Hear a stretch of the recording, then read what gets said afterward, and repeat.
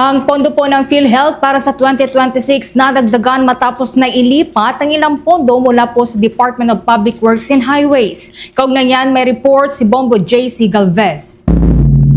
Nadagdagan ang panukalang pondo ng Philippine Health Insurance Corporation para sa 2026 matapos aprubahan ng Bicameral Conference Committee ang 16.5 bilyong adjustment sa budget nito. Kinumpirma ni Senate Committee on Finance Chairman Senator Sherwin Gatchalian ang nasabing dagdag na pondo sa ginanap na BICAM meeting madaling araw ng Huwebes.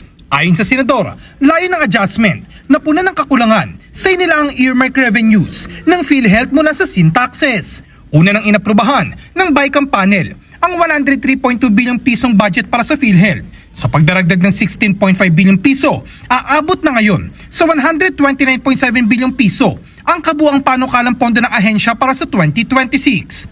Ipinaliwanag ni Gatchalian na ang pinanggalingan ng karagdagang pondo ay ang generated savings mula sa updated at revised construction materials price data factor ng Department of Public Works and Highways. Ang savings na nakuha ho natin is 20.7 billion pesos. No?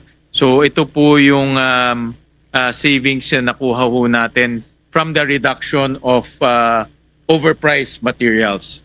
At ang kagandahan ho dito, ang proposal po ng ating mga senador, lalo na si Senator Loren, si Senator Pia Cayetano, Senator Risa, ang proposal ho nila, ilagay ho natin sa PhilHealth. No, dahil ang national government ay hindi ho nagre-remit ho ng tama sa PhilHealth. Dapat po ang remittance ng PhilHealth for 2026 is 69 million pesos, 69.7 billion pesos. Ang na-remit lang ho o i-remit o ibibigay lang ho natin through the GAA is 53.2 billion pesos. May 16.5 billion pesos na kulang. At nauna ring sinabi ng senador na sa ilalim ng panukalang 2026 national budget, 53.2 bilyong piso lamang ang earmark allocation para sa PhilHealth na hindi umano sapat upang matugunan ang kinakailangang pondo ng ahensya. Dahil dito, ilalaan ang 16.5 bilyong piso mula sa kabuang 20.7 bilyong piso na tinapyas sa budget ng Department of Public Works and Highways upang makumpleto ang mahigit 69 bilyong pisong pondong dapat matanggap ng PhilHealth. Samantala, ang natitirang 4.2 bilyong piso mula sa binawas na pondo ng Department of Public Works and Highways ay ilalagay sa National Disaster Risk Reduction and Management Fund na gagamitin bilang tulong sa mga apektado ng mga bagyo at lindol. Nagbabala naman si Senadora Pia Cayetano na kung hindi napuna ng kakulangan para sa 2026, maaring maapektuhan ang mismong pundasyon ng Universal Healthcare.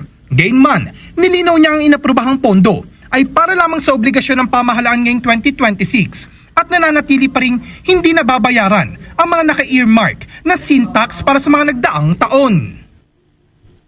Para sa Bombo Network News, ako si Bombo JC Galvez, and this is Bombo Radio Philippines, the #1 and most trusted source of news and information. Basta Radio, Bombo!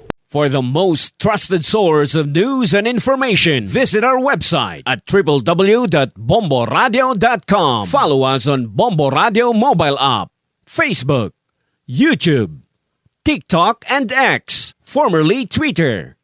Like, share, and stay connected. Anytime, anywhere.